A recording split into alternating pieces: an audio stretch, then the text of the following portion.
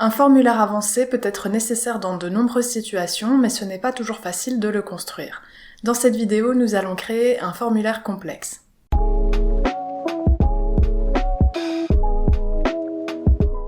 Bonjour, c'est Nora et sur cette chaîne, je vous aide à optimiser votre site WordPress. Il est relativement facile de construire un formulaire de contact simple, mais dans certains cas, vous aurez besoin de fonctionnalités avancées. Je vous montre tout de suite comment faire.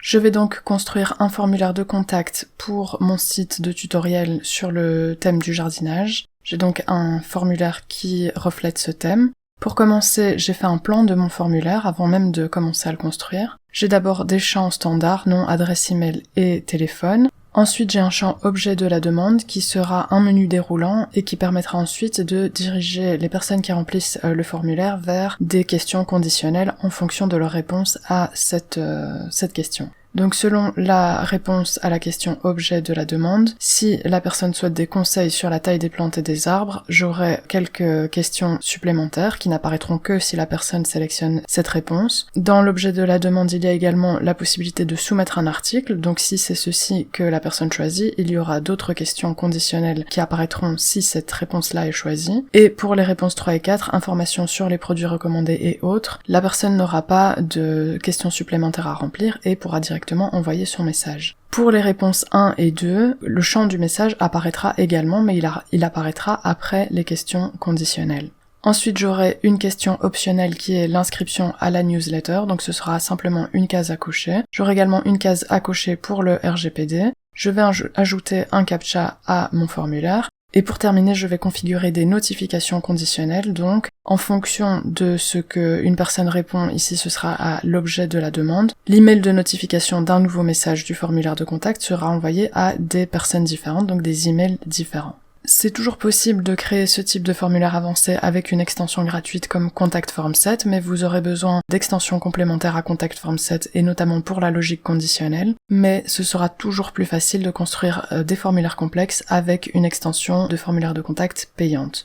L'extension que je vous recommande en premier lieu, c'est Gravity Forms, c'est d'après moi la meilleure extension de formulaire de contact sur WordPress. Et si vous ne souhaitez pas utiliser Gravity Forms, il y a comme alternative WP Forms, qui offre de nombreuses fonctionnalités dans la version payante également. Et pour ce tutoriel, je vais utiliser Gravity Forms. Donc je reviens à mon tableau de bord WordPress et je vais d'abord aller dans Extension ajouter. Je vais téléverser une extension et je vais ajouter mon fichier de l'extension Gravity Forms. Ensuite, je clique sur Installer maintenant et j'active l'extension. Mon extension a bien été activée et je dois enregistrer ma copie, donc je vais me rendre dans Réglages. Ici, je vais ajouter ma clé de licence. J'ai bien ajouté ma clé de licence, ensuite je vais laisser activer les mises à jour automatiques. Je vais sélectionner ma devise en euros et je vais sélectionner masquer les informations relatives à la licence. Je passe à l'étape suivante. Ici, je vais directement passer à l'étape suivante parce que je ne veux pas créer de formulaire de cette manière et ensuite je ne vais pas autoriser la collecte des données. Une fois que j'ai configuré mon extension, je vais aller dans Nouveau formulaire. Ici, je peux utiliser des modèles, donc vous avez la possibilité de le faire que ce soit avec Gravity Forms ou avec WP Forms, mais je vais directement utiliser un modèle vide parce que je sais ce que je vais construire. Je vais appeler ce formulaire formulaire de contact et je ne vais pas lui donner de description. Donc je vais créer un formulaire vide. Donc j'avais les champs nom, qui est une ligne de texte, adresse email qui est un champ adresse email, et numéro de téléphone qui sera un champ numéro de téléphone. Pour le champ nom, je vais utiliser une ligne de texte, mais Gravity Forms propose un champ nom dans ses champs avancés. Le champ nom, je ne l'aime pas trop parce que c'est un champ nom-prénom, et en général, les gens sur un site laissent uniquement ce qu'ils veulent comme nom, soit leur nom et le prénom, soit juste leur prénom. Donc je vais appeler ce champ nom, et les gens ajouteront ce qu'ils veulent. Je vais le rendre obligatoire, donc je dois cliquer sur nécessaire, et je reviens à ajouter des champs. Je vais ajouter un champ email, donc le champ email se trouve dans les champs avancés. Je vais l'appeler adresse email. Et ce champ sera obligatoire également. Je reviens à ajouter des champs. Je vais ajouter un champ téléphone. Ce champ-là sera optionnel et je vais garder le format du numéro de téléphone international. Je vais enregistrer mon formulaire et je passe à la partie suivante, donc objet de la demande. Donc je vais ajouter un champ menu déroulant qui s'appellera objet de la demande. Donc je reviens à ajouter des champs. Je sélectionne liste déroulante. Et donc je dois cliquer sur le champ pour pouvoir le modifier à droite. Je vais l'appeler objet de la demande et je vais ajouter des choix possibles. Donc mon premier choix c'était conseil sur la taille des plantes et des arbres. Mon second choix c'est soumission d'un article. Ensuite j'ai un troisième choix qui s'appelle information sur les produits recommandés. Et je vais ajouter un champ en cliquant sur le plus qui sera un champ autre. J'enregistre mes réglages. Ce champ objet de la demande est obligatoire, donc les gens doivent absolument remplir ce champ avant de continuer. Mon champ objet de la demande a la première option par défaut qui est affichée. Je préfère avoir une explication à la place de cette option, donc dans le menu de réglage des champs, je clique sur apparence et dans espace réservé, je peux ajouter par exemple faites un choix pour donner une explication supplémentaire. Ensuite, je vais m'occuper de la partie qui concerne la première réponse à la question objet de la demande. Donc je vais ajouter des champs lignes de texte pour le type de plante, un champ nombre pour âge de la plante et un champ pièce jointe pour envoyer une photo de l'arbre ou de la plante. Et tout ceci sera conditionné à cette réponse conseil sur la taille des plantes et des arbres. Je vais donc commencer par ajouter un champ ligne de texte qui s'appelle type de plante ou d'arbre. Donc, en général, le titre de mon champ, le libellé de mon champ, c'est type de plante ou d'arbre. Cette question sera obligatoire, mais dans logique conditionnelle, je vais activer la logique conditionnelle et ce champ ne sera affiché que si le champ objet de la demande est conseil sur la taille des plantes et des arbres. Ensuite, je vais ajouter un champ nombre en dessous de ce champ. Ce champ va s'appeler âge de la plante ou de l'arbre. Il est également nécessaire. Je sélectionne le format du nombre. Dans mon cas, ce ne sera pas un nombre à plus de 2 chiffres, donc ça ne posera pas de problème. Ce champ est également nécessaire et je vais lui appliquer une logique conditionnelle qui est la même règle que précédemment, donc que ce champ doit s'afficher si l'objet de la demande est conseil sur la taille des plantes et des arbres. Ensuite, je vais ajouter un champ pièce jointe qui se trouve dans les champs avancés. Je vais l'appeler photo de l'arbre ou de la plante, donc ce sera une photo de l'arbre ou de la plante qui a été décrite dans les champs précédents.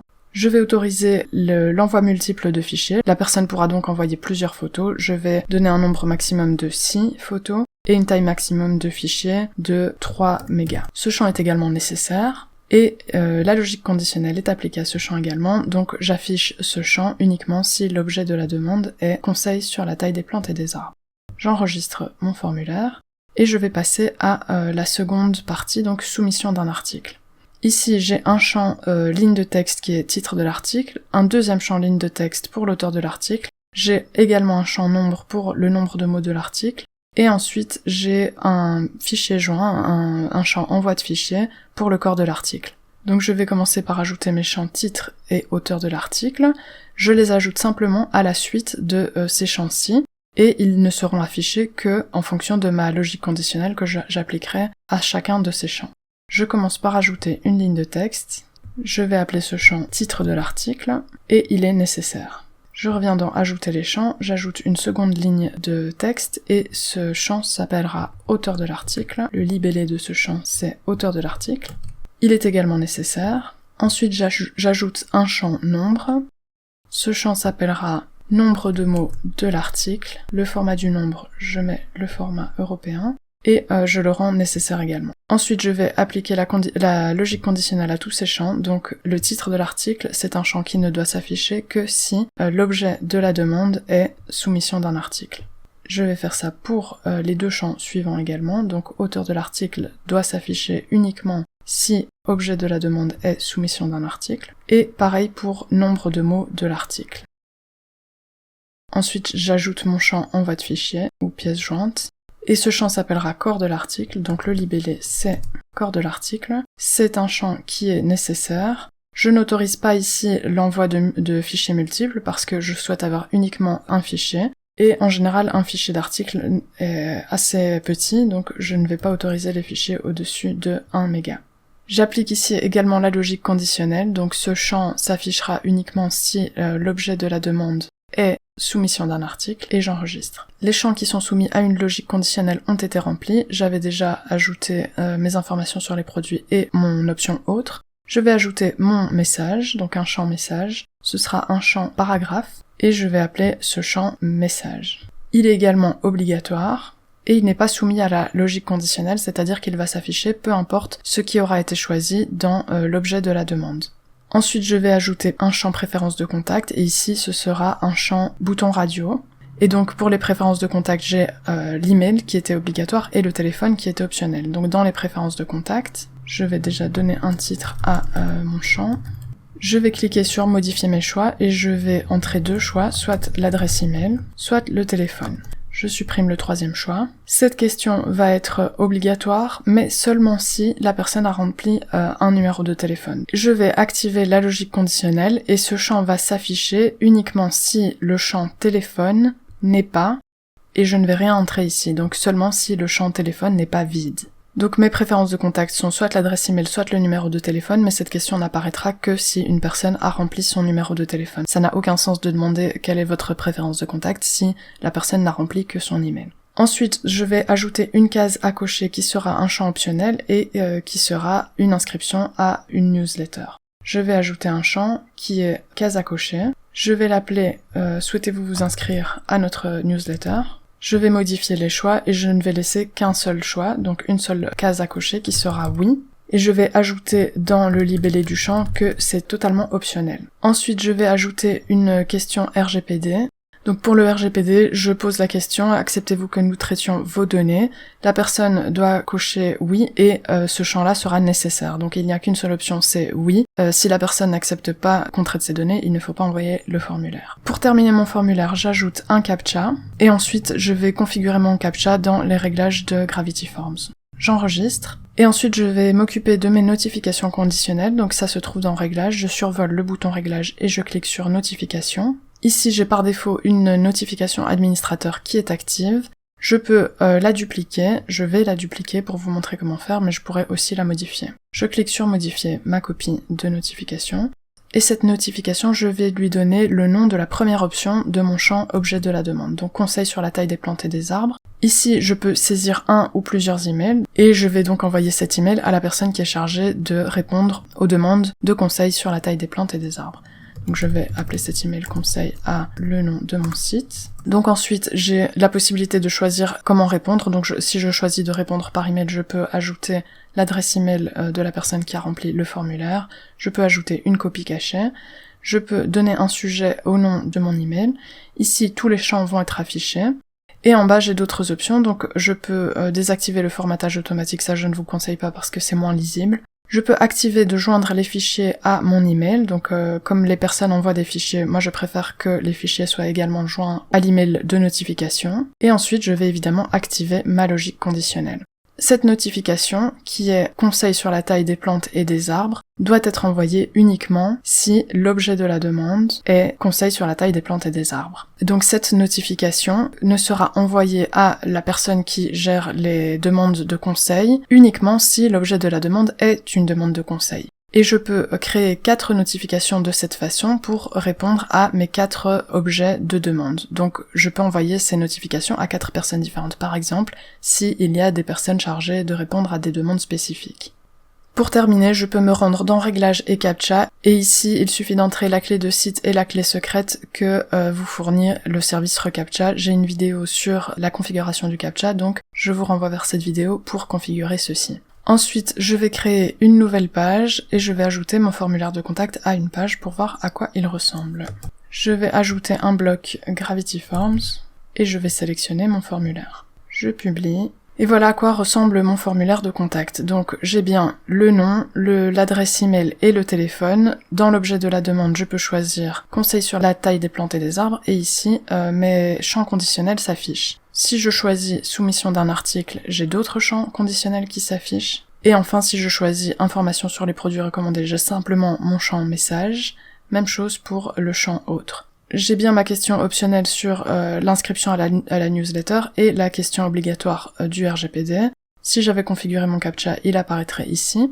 Et si je remplis un numéro de téléphone, mon champ préférence de contact s'affiche. Et si le numéro de téléphone est vide, le champ ne s'affiche pas. Voilà comment c'est possible de construire un formulaire complexe. J'espère que ce tutoriel vous a été utile et que vous pourrez mieux optimiser votre site. Si c'est le cas, n'hésitez pas à liker cette vidéo et à vous abonner. Vous pouvez me poser vos questions en commentaire et je vous dis à bientôt.